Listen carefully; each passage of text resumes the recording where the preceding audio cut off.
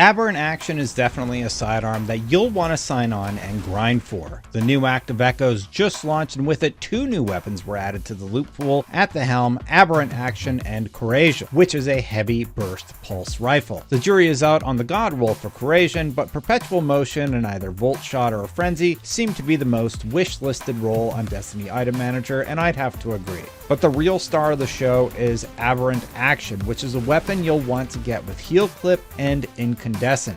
Heal Clip will heal you after a kill, and Incandescent will apply the solar effect Scorch to nearby enemies. And in practice, this sidearm slaps. If you're just signing back on to take on the first week of Act 2 for Echoes, here's everything you need to do to get your shiny new weapons ASAP. Unfortunately, Bungie has decided to time gate weapon focusing for these 2 pieces of gear, but the new activities are giving a ton of loot, and I have a few tips that might help you get the option to craft these a bit faster. First things first, head on over to Ikora in the tower. This will begin Echoes Act 2, a distant reply, by kicking things off with a little cutscene about the conductor. Now you're off to Battleground Delve on Nessus. Think of the new Battlegrounds more like strikes with a ton of loot at the end. Seriously, just in the first day, I have had several exotic drops, and I was able to unlock patterns for most of the weapons that still needed a red border piece of gear to unlock it. And if you're able to, be sure you at least put on a class item for a 30% XP boost with the vendor.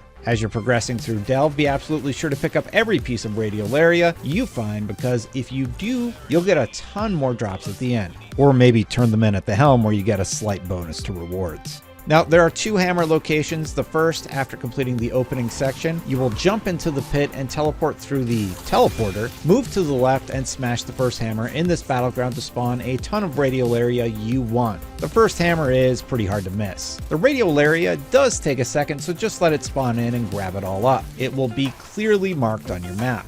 After finishing the next section and dropping through the portal under the floor, follow the pathway until you see this oval opening you can drop down. If you head to the far left, you'll find the second hammer charge, which, you guessed it, spawns a bunch more Radial Area. Pick it all up and be sure to dunk it either at the end of the mission if you're impatient and just want all your loot ASAP, or just a little tip, you can also turn this in at the helm, where rewards are somewhat increased, meaning you may get an extra drop or 2. Horizon Chorus Act 2 has you run the mission again and pick up 7 Radial Area. But before you do, head to the helm and chat with Failsafe to begin your Act 2 quest with this vendor. You may notice that 2 new weapons are not on the focus decoding screen.